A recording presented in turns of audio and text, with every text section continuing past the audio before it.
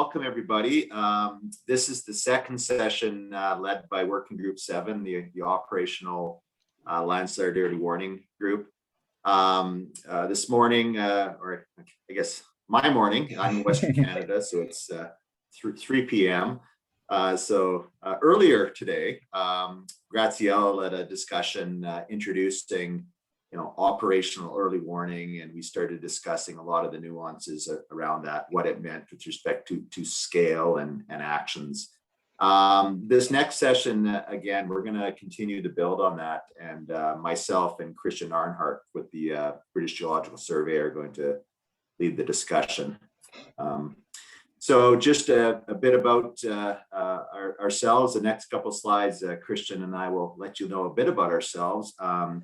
We both have unique backgrounds that we've both spent large portions of our career in both government and in consulting and in early warning, and therefore have some different perspectives.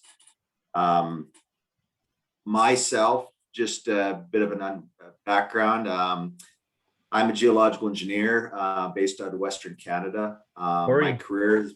Sorry to interrupt you, but are we supposed to see your slides? Because I can't see them. Yeah. Oh, did everybody see them except for Adrian? No, I also can't see them. Just your blue screen. Oh my goodness. Geez, stop share. Okay, let's try this again. Okay. Sorry, we're doing different computers and different screens here.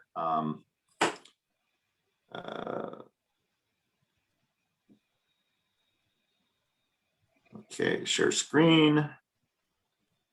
Let's make sure to share this screen. Okay. Perfect. You see my presentation? Yeah. Okay. That's good. Okay. All you missed was one slide. I'll go to the next slide. So thanks for that. So my career has been spent pretty much almost half and half between government and private sector. The first portion of my career was spent predominantly on local early warning, mainly for large rock slopes in Western Canada. And in the early mid-2000s, when I was looking for colleagues that were working also on early warning that owned operational early warning systems, we developed a bit of a peer group with groups in Italy, Switzerland, and especially with the groups monitoring the large rock slopes in Norway. So a lot of my experience I draw is from working operationally in Norway as well. My focus of my career now, although I still continue to work on local warning, is well, you see where I work on the map on the right. We are being asked by asset owners and regulators across North America to come up with precipitation or weather-induced landslide thresholds for any type of landslide you can imagine in this area. So this is really where my career has advanced to. Christian will tell you about his career progression, and he'll take over and lead the next part of the discussion. Great. Yeah, so first of all, hope you can hear me. It's not too horrible, my microphone. So yeah, so just perfect. Just very quickly, so I'm an engineering geologist from the British Geological Survey, and my career with Landslide is maybe three things. So one is the consultancy, where I mainly work with local operational landslide early warning systems. And I just heard a couple of weeks ago, so the system that I worked started in 1998. It's still working, so that's quite good to hear. From the academia side, I worked also on local systems, mainly wireless sensor networks, and most of them were non-operational. So we send them, build them there, and after the project, well, that's then. And more now I put it more on the governmental side now for the BGS. We are also now involved in a project that is also more on a regional scale in India, the Landslide project, where we're looking at different areas in India. And Katie mentioned in the BGS, there's also the national system that we are doing on a daily basis, the National Hazard Assessment. Yeah, I think that's more or less about me. And yeah, maybe the next slide. So yeah, so today tonight for me now. So the Working Group 7, as we said, it's operational, local or regional landslide early warning systems. And this includes already or shows already several questions we could ask. I mean, what is operational really means? and we heard it now in several discussions, local and regional. So this is a very interesting component we would like to discuss with you today. So how's what does it mean? And we heard about this, but what's also how can they complement each other or improve each other? And then, of course, landslide early warning system. What is this? And on the next few slides, we just want to show you some things, some definitions, some words. And it would be interesting also to hear from you what you're using, or if you agree with this or disagree, or just to give you a little bit and start for a discussion. So if we are talking about early warning system, a definition, for example, from the UNISDR from 2009, this is a system that gives you a timely and meaningful warning information that enables then people to prepare and act. So that's what I quite found interesting. So it's timely, meaningful warning and information, and the people can act to this. So that in many of these definitions, you don't find maybe the technical component. It's more like the warning component is the key of the early warning system. So yeah, and quite often it is one strategy, maybe the only one, but not always. And this is that you maybe have to find out with a stakeholder. The next slide, please. Thank you. Just as an example, this is how the United Nations in 2006 came up with these early warnings and people-centered early warning system with the components of them and it came in what is discussed on the Early Warning Conference 3 in 2006. And this is for all early warning systems they have defined, and you have 4 main elements. First is the risk knowledge, so a systematic collect of data, undertaking risk assessment, understanding the risk. Then comes the monitoring and warning service. So develop a hazard monitoring and early warning service. Then comes the dissemination communication. And the last part is then the response capability, how people can respond and react to this. This is maybe one example how you can maybe deal with early warning systems.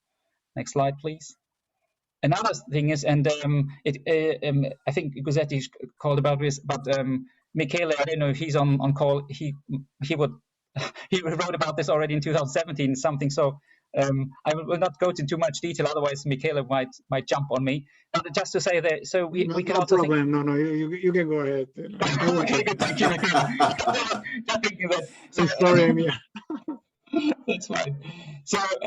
So, if we can also think about, okay, let's start to think about the landslide model. So, where do the landslide occur? So, the conditions of where the landslides are in relation to the landslide events, where they happened, going further into the warning level to trying to understand what might be also critical conditions for these landslides. Why do they occur then? And then going further to the warning system, where you implement the landslide model and the warning model, and trying then to really make it working. And next slide, please. This is a nice example, and Corey, thanks for this. I think you tried to bring this quite nicely together. So in one discussion will be hopefully later on local and regional. And so if you think about these different types of landslide model, and warning system, then probably we could also think about, okay, how does it maybe look like on a local and regional context? So for a landslide model on the local scale, we might look at the local slope behavior. This might be velocity, movement, deformations, where we are looking at it. On a regional scale, we probably think about weather-related trends and try to correlate this then with site-specific displacements. So it's quite often this weather context we are looking at it. Going then to the warning model on the local scale, we have looking at or trying to develop threshold based on these movements, velocities, changes, but also always in the context, or hopefully always in the context of the end user. While on the regional scale, as we said, we are looking at weather-related process or trends. The thresholds are then also correlated to maybe precipitation or moisture changes or conditions related to past or historical informations. And this then leads to the warning system, where on the local side we have then our sensors, our networks, our terrestrial monitoring that produces then the data and is then seen in the context of the alert system. Where the regional one, we have then maybe a regional or climate data accessed in this warning system, and the threshold are then also in the context of the regional conditions. the decision makers may then also respond or react to the different local or regional scale differently. So you have then your trigger action response plan that are very triggered or customized to the local people. But on the regional scale, you have also, of course, your decision plans in place, but the decision they can make might be different. It might be also more and more a preparedness that they can do because you are thinking about a wider area. So there might be differences, and it would be really interesting to hear from you today or tonight what you think and how you see this. And we will come this then on the later slide then. Thanks. Yeah, so just picking up on that, one of the big things, and I know we've discussed in almost every session I've been in, is what's operational. Learning and understanding systems and having research sites is important, but in the definition that Christian laid out is it's understanding the end use, and bottom line is words like timely and actionable are pretty important. And in various parts of the system, like what we put together here, Christian pulled this from some work that NASA's put out on technical readiness level. People have seen, the Canadian Space Agency as application readiness level, but it's essentially really looking into your overall system. And again, whether that's, we look at it in terms of landslide model, warning system, understanding really how functional and operational each component is, and whether it is reliable to provide timely and actionable information to the group that needs it at time.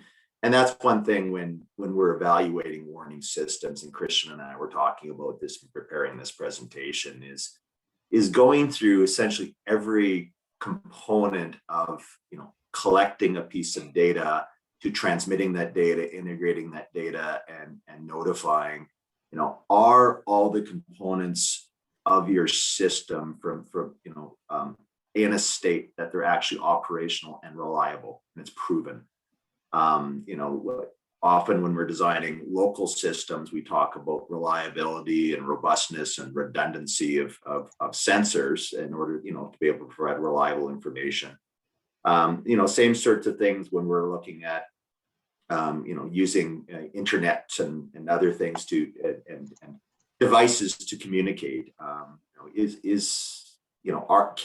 Will the right person get the right information at the right time to make a decision? And if so, then we're starting to move into what's operational.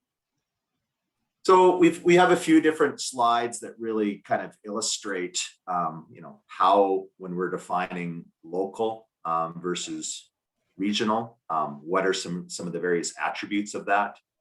As we've mentioned in our previous table, typically for a local system, you would have a hazard that's well defined, the consequence zone well defined, and some sort of response plan put in place so that once you reach different velocity-based thresholds, you actually have what we call targeted action response plans. Funny, for my career, I just talked about, warning and response, and I came into consulting and everything was a TARP, and I actually had to get TARP defined to me. But so those that don't use TARP regularly, this is what we define as TARP. But essentially, it's the process of going through at every different level, understanding what the trends are, what's important, what's not, making decisions and making a decision and communicating that data to a decision maker that also has specific actions laid out. With a system like this, roles and responsibilities, governance, we've talked about this in other calls, are exceptionally important, because you need to know that where a subject matter expert provides a information around an alert condition to where a decision maker will take that and make a decision. Pretty critical to understand in a local operational early warning context. Regional context, again, we talk about, certain portions of and ways of approaching regional early warning that are similar. Typically, this is just an example of some of the work that Graziella's group has put together with NVE in Norway, where they're gathering various types of information, integrating it into models, and ultimately, having expert forecasters make decisions as to alert levels, and then providing alerts like we're seeing on the right, regionally, to understand where they would expect conditions to develop, and also, with their communication with public, trying to use graphics like on the lower left for the public to understand what those levels mean. This type of alert warning system doesn't get into specific actions, but likely the transportation authorities, the municipalities, local asset owners, based on this, would come up with specific targeted action response plans, or TARPs, to respond. This is an example of what I'm doing right now in North America. Again, we've been asked for a pipeline operator in the United States. The regulator requires them to have some sort of precipitation-based TARP for all their systems in North America. So there's no way we're going to bring that down to every site level. But what we're trying to understand is, with regional alerts, and we're building on some of the work that Thomas and Dalia are doing at NASA Goddard, where we can take regional alerts that have been based on, again, susceptibility events and weather data, and then where we can then work with system operators to identify, different types of actions they should take. If it's at a orange level, they should maybe fly their entire alignments with a helicopter and look for change. If it's a dark orange level, they should review any automated data acquisitions. If it's red level, there's certain critical sites we already know of that potentially they should shut in and be prepared for an event. But these are the types of things that, the interplay between regional and local, often, how we try to, interrelate the two. Christian, you want to go on the next couple slides? Yeah, this is an example from a project that I and also Joe, I see here also on the call, are involved. It's the Landslide project in India, where we are looking at two areas, one in the north and one in the south. And we also discussed in the beginning, so what does scale really mean? And so we came up with this diagram. As I said, this is for these areas we thought about, and one of the big discussions we had in this was, so what does scale really means? And well, we can talk about a spatial scale, where we then think about square kilometers and how big the area is.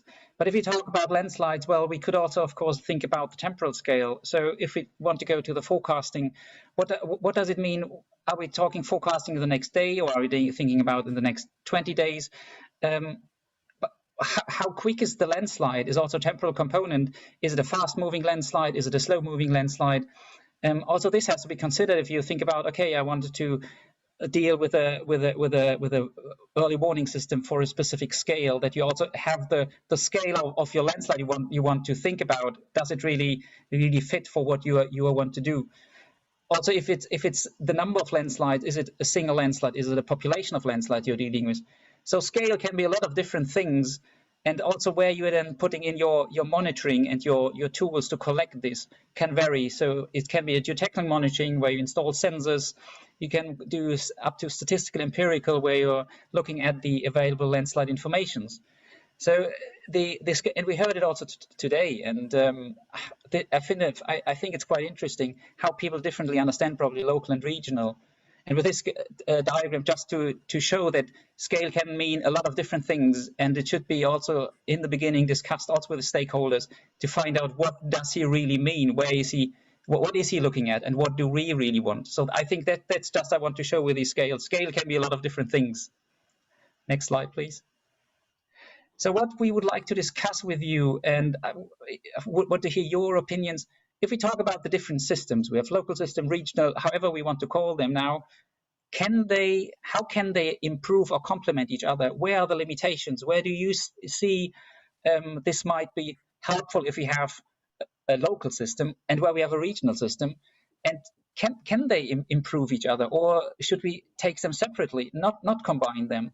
So this is an idea, and well, you can tell if you like it or disagree with this. So if we have, for example, a regional system, and it gives us maybe an information like there are widespread landslides are more likely to expect due to heavy rainfall the next 2 days, probably we could say, well, if you have a local system in the next 2 days, please monitor more often, and you're getting more data, and probably it helps you to analyze and understand it and see if there's any critical movement occurring.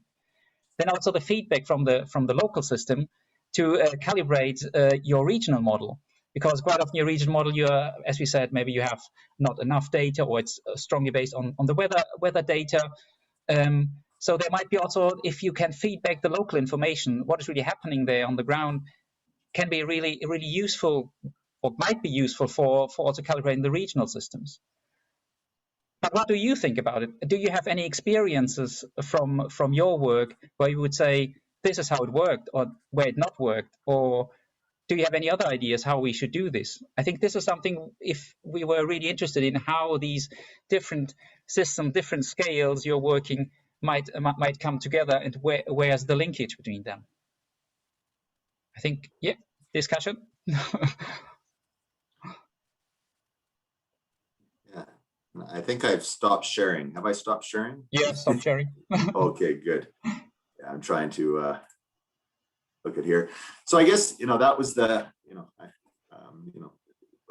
we wanted to maybe seed the discussion there. I know that, even putting this together, Christian and I and others have had, many different discussions around this. And just really want to get people's experience. I know that a lot of people, it's getting late in the evening, but yeah, if you want to, if anybody has, when we talk about scale and what's local, yeah, I'd be interested to get from some people's different feedback on what, on local systems they've worked with that maybe would challenge our definition of regional versus local as a start. Or vice versa. Yeah, exactly, yeah. One of the discussion points we had, there was a lot of discussion in our initial meeting of regional versus local, and people would say, or national versus regional. And people would say, well, I have a national system, and it covers, my country, and then I might have a regional system here, so for scale for them, that meant something. Whereas, again, what I showed you in North America, my regional is your national.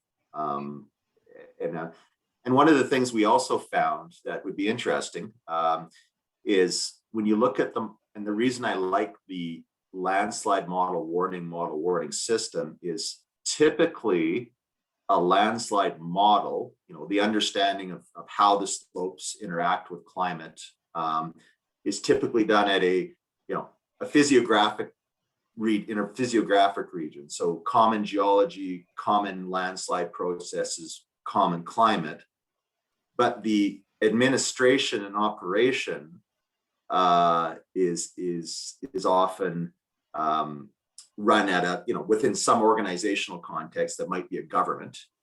And the action, if I looked at the example in Norway, the action might be by different asset owners. So yeah, be interested in any more discussion on that, because we had a lot of pretty rich discussion on that national versus regional versus territorial, on how to best define it. Just maybe to add to this, I just remember your email, Katie, where you were asked, what is Scotland? I don't want to start a political discussion now, but I think it is exactly going this. Where are we sitting? Is it, and as you said, there is a point where we are looking at an administrative boundaries. Oh, we know landslides don't care about it. But there's the point where we come then and say, okay, it is a boundary we have to think about. So, yeah. Yeah, I'm quite happy to dip in on that. So yeah. One of the questions that Joe and I had when we sent out our questionnaire for Working Group 3 was based on our own experiences and how because we set the questionnaire, so using our own terminology. So Joe's experiences sort of more internationally, and our experiences in Great Britain. So even in Great Britain, we are divided by nation and country. So Great Britain as a whole, but then also Scotland that's a national system. It's not a regional system because it's from our point of view, it is a country. But I get the point that it is smaller than, you know, Corey's systems in North America, but it's still a country. So the other issue we were discussing is the local versus the site. And that obviously came back in some of the feedback that we got from the questionnaire results. But a site specific, we were kind of thinking monitored on one little section of a slope, but then local might be like you're saying about common geology, common climates, common aspects or whatever.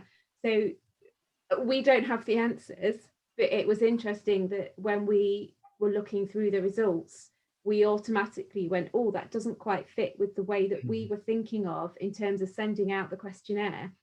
It's almost like it might have to be some form of administrative boundary, because that is a common terminology between different regions and different countries and different nations. And that comes with the caveat that is thousands of kilometers difference between my regional and your regional and my national and your national.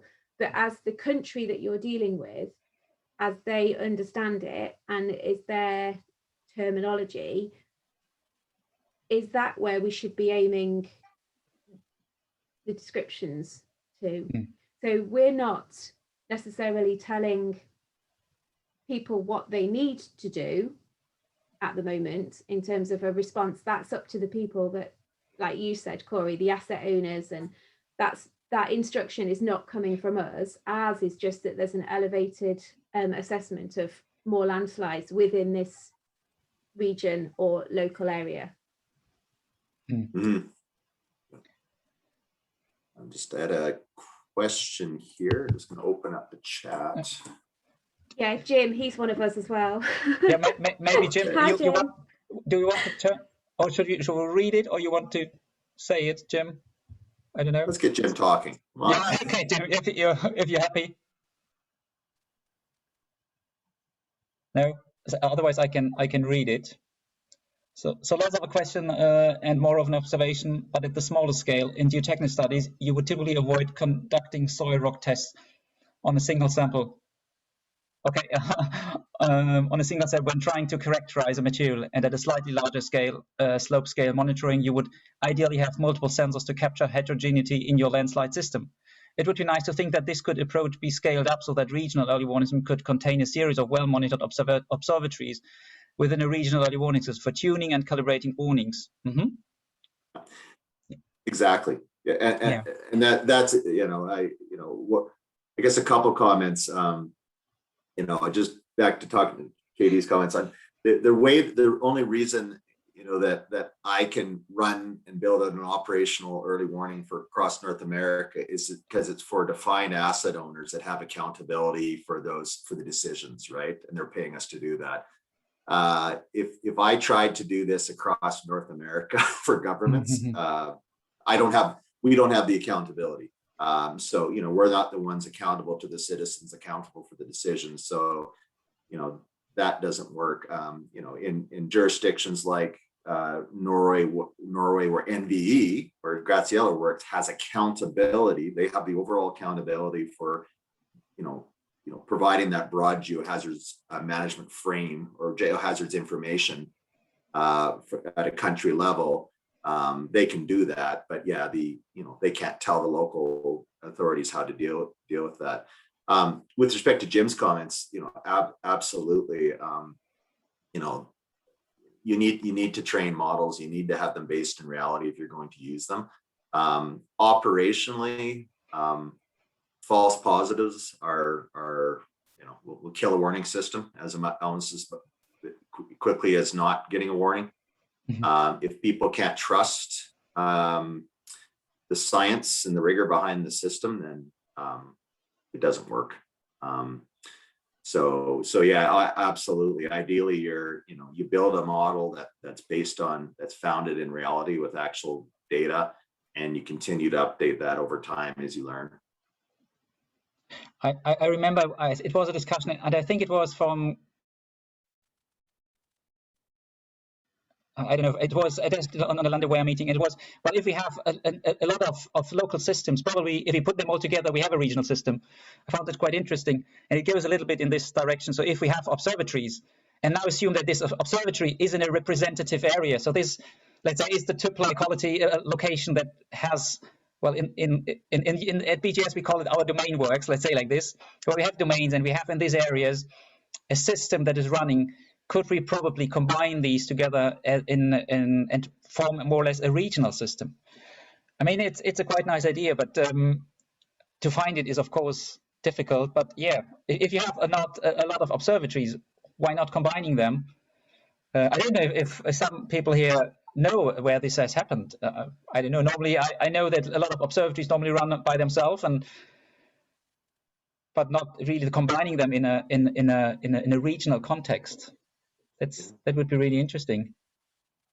Does anybody on the call have any experience in that, where they've seen the use of multiple regional observatories utilized to support building out a regional warning system?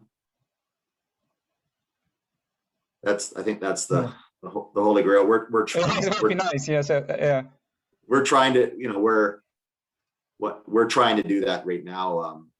A lot of what I deal with is deep-seated, slowly moving landslides, and we're looking at velocity change, not just occurrence, and we're just trying to build a data set from, and we're fortunate in some that we have a lot, clients distributed geographically that we have access to all their data, so we can do that.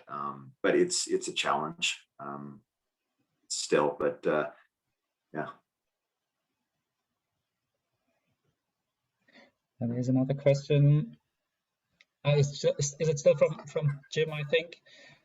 The challenges in linking early warning technologies, geotechnical observations, slope across different scales is definitely one that has been cropping up across the sessions today.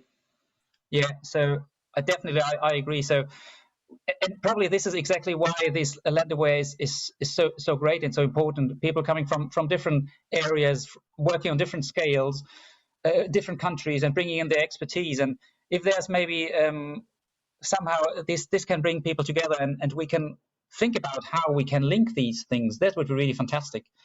And that's why I think this network we are doing here with LandAware is so important. Absolutely. Yeah.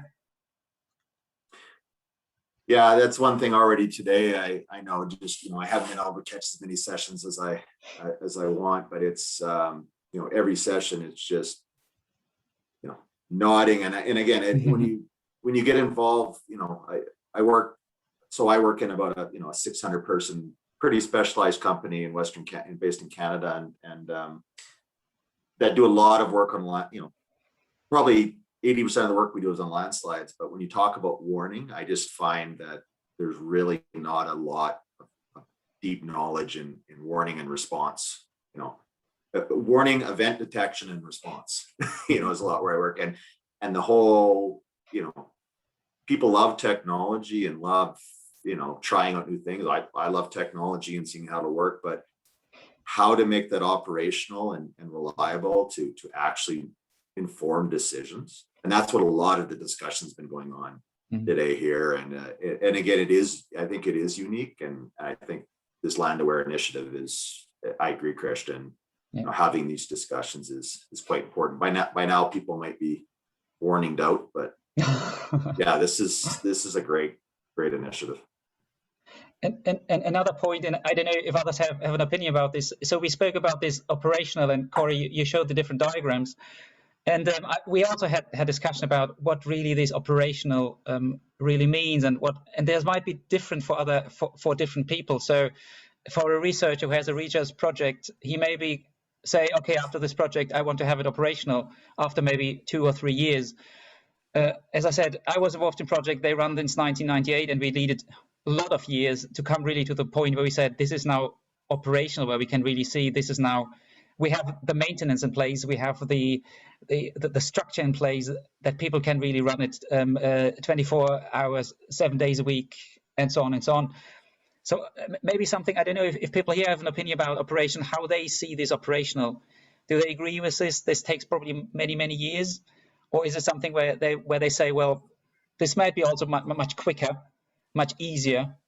And when do they consider it is operational? Do they say, okay, we have done everything as we have written in our proposal, it's now operational? So just another question. I don't know if some people have some ideas about it. You know, ultimately, my definition of operational is somebody is using it to inform a decision or an action, right? And I have an example I'm working on right now on a railway, a highway being constructed upslope in an area, you know, susceptible to debris flows and rock falls with a railway down below, and I represent the railway. And there's a number of technologies. I'm sure in the innovation group, we would have discussed all the technologies, and monitoring and providing event detection and warning is possible. But the contractor that would be accountable for that does not have people with the technical capacity or backgrounds or just the tools to actually use the data. So the warning system is somebody with a radio watching the slopes. Right, so that is their warning system, and for them that's an effective warning system. Even though I would have used some technology that, you know, lack of visibility day and night, I would have done something else. But with lamps and people with radios, they're going to manage it that way, right? But for them, that's an operational warning system, right? So again, it's what is, and you had that in your slide, I think in the UN documents, Christian. What's the capability of the end users to actually, you know, ingest and utilize you know, the data coming of a warning system to support an action. Right? Yeah. I think that's as you said, it's really important because what other people really understand about this operational side, and the stakeholder might understand it differently. As you probably might say, well, from my perspective, we are not there at the moment. Even if you have come to the point, you have your threshold and all these things in place, he probably already runs away, where you would say, well, let's validate it, let's check it, let's improve it. And this is something that I found sometimes quite interesting, that there is quite a different understanding about operational for some and the other ones. That's really interesting. Absolutely. Yeah.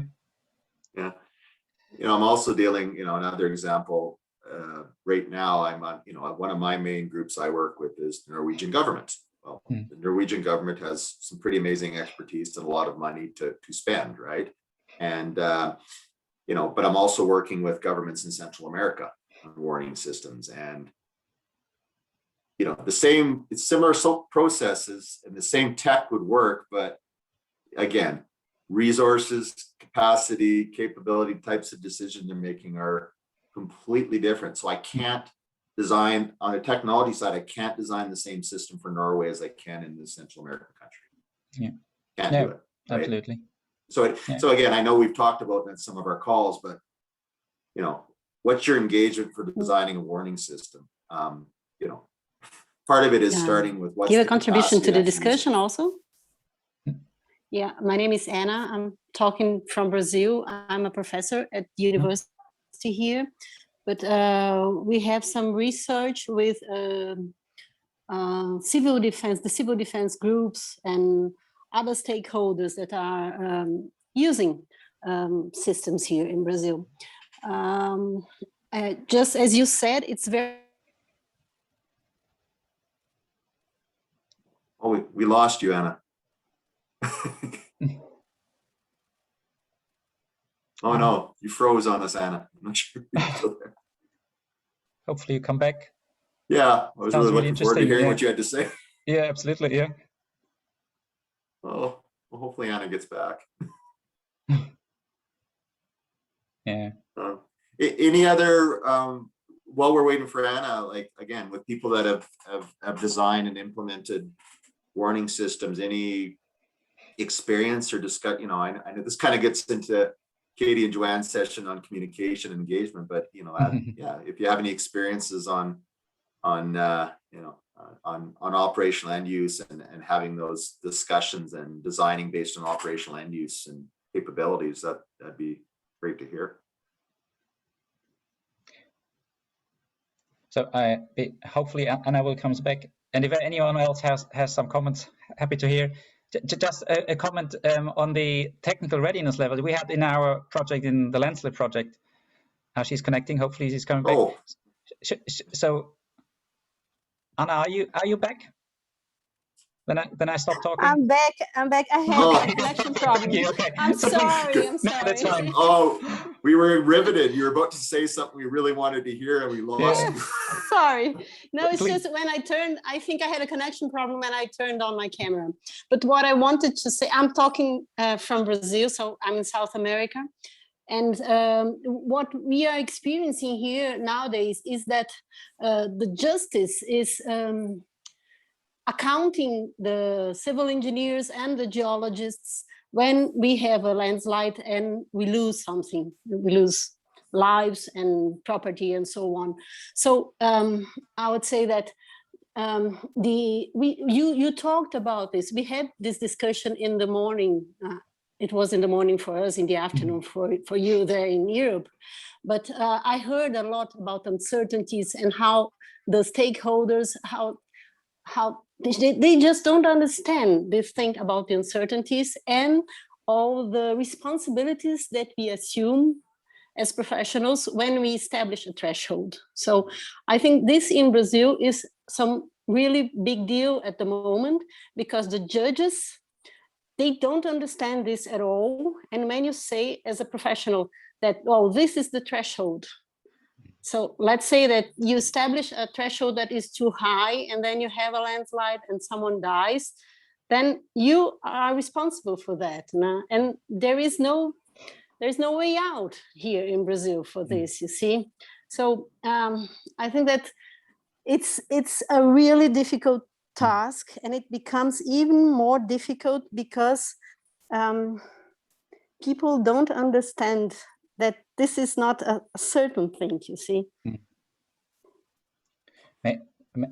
Yeah, just maybe an example. And so I totally agree, and I think it's always difficult. So I had one I would say a good example where it worked better, and the case why it worked better was because we took the stakeholder always on the pathway, so they were always on the side. So we showed them, we asked them what they want, we tried to explain them also the model. So they were also in these developments always on track. It was for the German railroad company, so we had to take them on board, and we had to explain them that the system is not for them. They are part of the system in the end, because this is something, normally you give them something and then they look in the end of it and say, oh no, this is not what I wanted. I wanted the green box. Now you gave me a black box. I don't like this.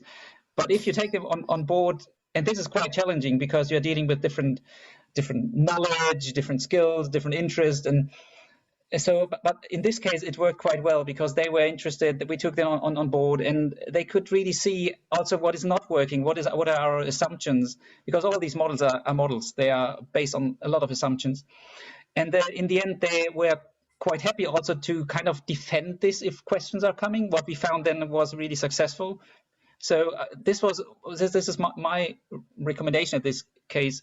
If possible, take the stakeholder, whoever this is, on board, take them with you and show them what you're doing and what are also the difficulties that you have. But just to make clear, what I meant is that it's not only the client, or let's say the civil defense. The civil defense understands that there are difficulties in establishing the thresholds and so on. It's just that here, when you have a serious problem, then the justice system, how do I say that? The judges, how do I say that in English? I don't know how to say that. You have lawyers, and you have lawyers and so on involved, and they are not talking to you before the problem happens, you see. They are not in the group of stakeholders. That's the problem. And what's, again, that's, we talk about the value of this group, and I think today has been wonderful. And I guess there's a couple things. Like when I took over responsibility in 2005 for an early warning system, I had no peers. I had nobody to talk to in Canada that was doing the same thing. So I went out and I found a group internationally that was doing the same thing. And we peer reviewed, we worked together, we shared, and we came up with, peer reviewed approaches on coming up with thresholds on some of these events. And hopefully to help support our decisions, and hopefully legally, because yeah, that's an incredibly tough decision. The other thing that I would say, and I've said in a couple of different presentations, is especially with that sort of legal climate, even making the decision to get into early warning is something that needs to be carefully thought out. When you're, doing an overall risk assessment and understanding what are your options to manage the risk associated with the landslide hazard. On the preventative side, you're reducing the likelihood of the landslide occurring by, stabilization or different things. Or on the preventative side, I'm thinking a risk bow tie in my head as I'm talking here, where you actually use monitoring and response, right? Where, monitoring and response is a control, but if, especially in that climate, if you're not going to be able to get professionals to come up with, which is what's going to happen, to come up with some sort of threshold, that won't be a viable control, and you're going to have to look at different options for managing the risk and stay away from warning. So, because that's what I say to, even not in Brazil, where we don't have those, that type of judicial system. I have colleagues that I've read reports and reviewed and had sent reports back saying, you shouldn't be putting, especially with a public organization, or that the documents can be public, you shouldn't be, telling them they have to, implement a warning system, because once they do that, there's going to be certain obligations. And even as a consultant, I often have to tell colleagues that there's definitely certain things that we can't do and we can't say, because we can't take on liability for other people's warning systems. I've heard, that's crazy. And it sounds like almost like the seismologists in Italy that were sent to jail for missing to predict the earthquake. And how long ago was that? That's, yeah. Yeah, but anyway, I didn't want to make it how to say. I didn't mean to bring some bad ideas to the discussion. It's just that that's what I see around here, and it's very nice to find a group of people, of peers who are worried about establishing these thresholds. This is the reason why I asked in the chat, what is your working group? So that we can join your working group, you see. And Thank you. And local thresholds, like we had we have a group of us, I don't see any of them on the call here, but Davide Bertolo and hosted us in Italy and around Mount de la Saxe in 2013. And we actually had what was we called the first international conference on warning criteria, warning thresholds for large landslides. I forget what we called them, Giovanni Crosta and others. And we put out a little summary in landslides, but we actually were walked through scenarios and workshop scenarios where we actually, again, where people were evacuated based on thresholds that at the end of the day were meaningless, based on either the rheology, how the material changed, material rheology, and knowing that we had monitoring points on the surface that weren't representative of what was happening in the subsurface. And anyways, there were so many things that, we talk right now about the administrative, there's also so many things that can go wrong with sensors, and you're having to interpret on and understand what's going on and take actions. And we were fortunate in all these situations to be working with the decision makers side by side. And yeah, it's defining well-defined thresholds, especially at the local scale. I know there's areas where there's very good controls and there's been a lot of effort and money put into defining those. But yeah, if you're in an area that's not like that, you don't have well-established understanding with previous events, it's exceptionally difficult. And if you're in with that legal context, yeah. But what I found interesting, and that's why thank you very much, Anna, for your comments. I think there's always quite the idea that we write some kind of guidelines that we can use. But we also have to see it in the context in the country, and this is different from countries to countries. So that's why if we want to develop guidelines somehow, I think we have to consider also that in for example in Brazil or in India or in Germany, whatever, the conditions are different. So even comparing then systems is something where we should be very careful, because there's a reason why systems are developed as they are in these countries or in these regions. And I think that's really important. That's why I think, Anna, your comment is really helpful and really good to see that we have to consider this, because we want to talk about early warning, and this is then really important. So thanks for this. Yeah, absolutely. Well, I'm not sure if there's any more questions. Thank you for that, Anna, and James, for your question.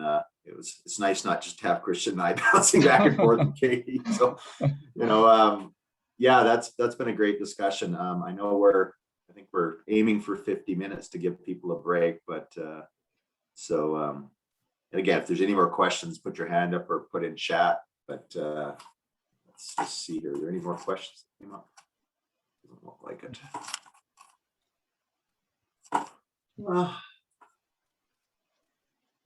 What do you say, co-chair Christian? Are we are we at an end of the discussion, or can we continue to talk? So if there's no other questions, I mean, Jim said that from the geophysics side, there's often the black box of geophysics.